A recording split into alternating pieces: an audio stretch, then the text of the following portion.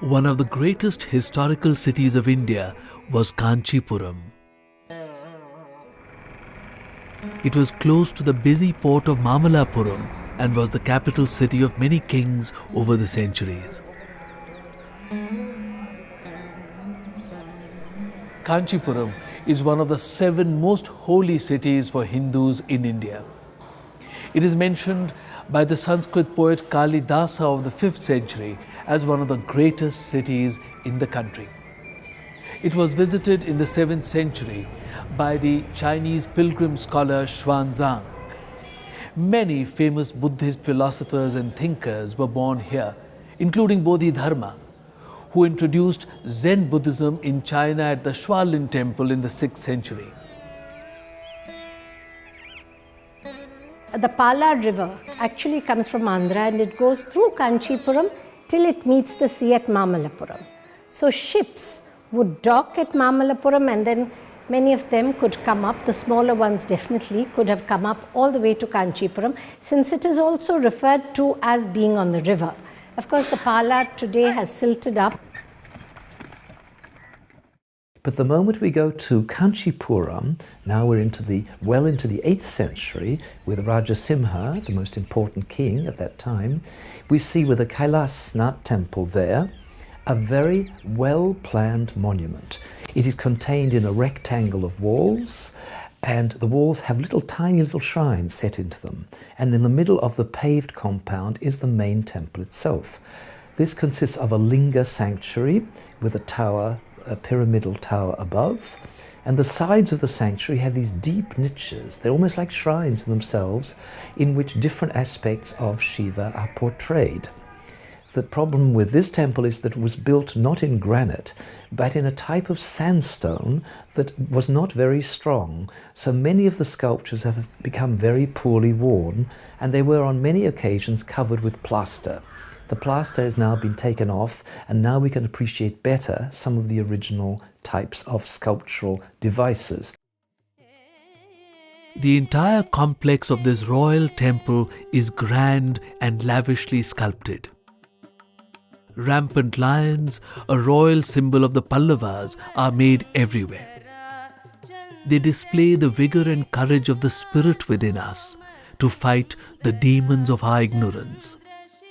They also display the glory of the Pallava king who made the temple.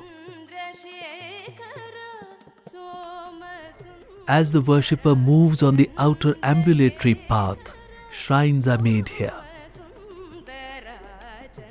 These prepare him and begin the journey, the transport of delight, away from the confusions and anxieties of the material world.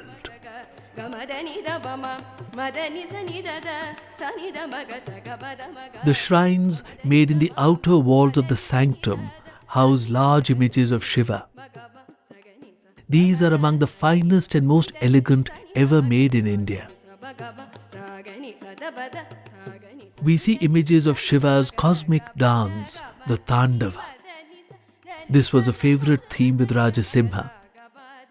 The dynamism of the dance is expressed in the many arms of Shiva which move around him.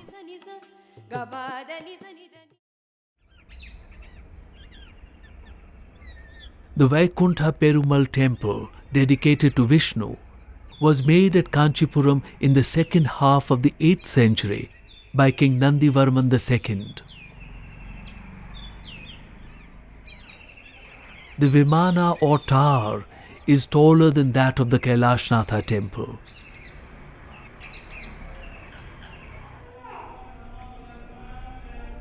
The enclosure wall of the temple has on its inside a pillared gallery with sculpted reliefs. Some of these have labels and depict the history and glory of the Pallavas, the first such historical account of kings in Indian art.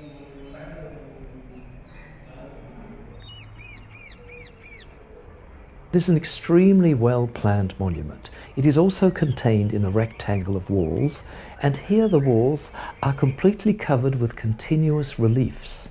And these reliefs have mythological scenes to do with the mythology of Vishnu, but they also have scenes to do with everyday life. They probably represent campaigns and actions to do with the Pallava kings. In the middle of the compound, it's not a very large compound, is this very tall temple surmounted by the regular pyramidal roof. What is so interesting about this temple, it consists of 3 sanctuaries, one superimposed on the other, for seated, standing and reclining Vishnu. Only the priests had access to these sanctuaries. Royal worshippers probably didn't proceed beyond the lowest sanctuary.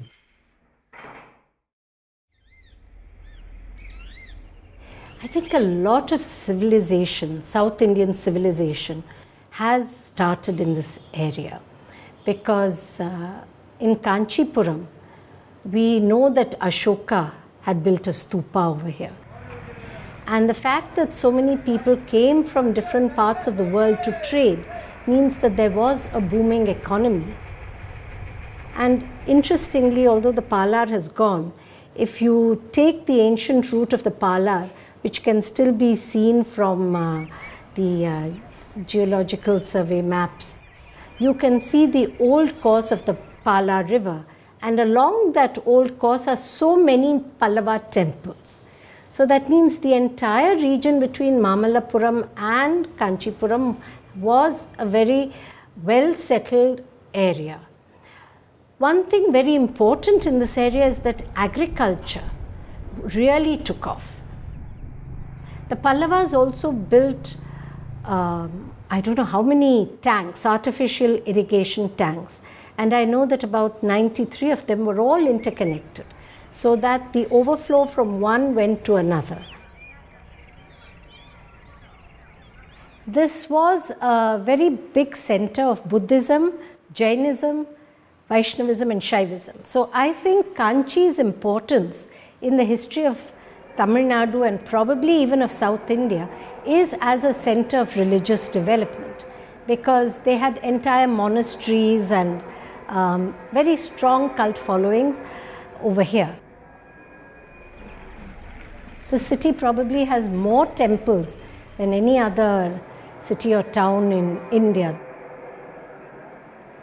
Now, the rituals in these temples are very, very conservative, orthodox, traditional. It is as per the Agamic scriptures. In fact, the construction of the temples themselves are strictly as per the Agamas. And some of the greatest Tapatis lived in this region.